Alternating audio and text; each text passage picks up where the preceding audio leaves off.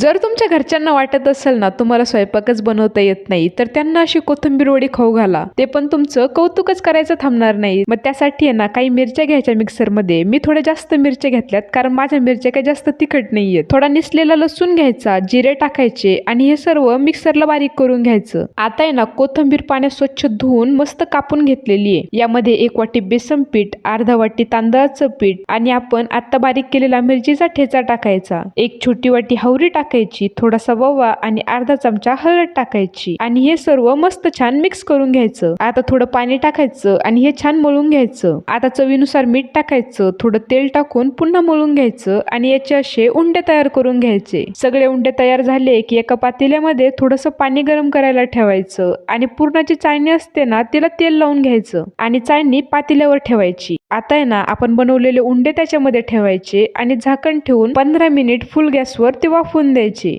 नंतर आहे ना ते काढून घ्यायचे आणि थंड होऊन द्यायचे आणि चाकूनी त्याच्या बारीक बारीक वड्या करून घ्यायच्या. आता आहे ना लगेच तेल गरम करून घ्यायचं आणि बारीक गॅसवर तेलात मस्त कोथिंबीर वड्या तळून घ्यायच्या. वड्याच्या जेव्हा दोन्ही साईड गोल्डन होतील ना तेव्हा त्या काढून घ्यायच्या आणि मस्त त्यांच्यावर ताव मारायचा.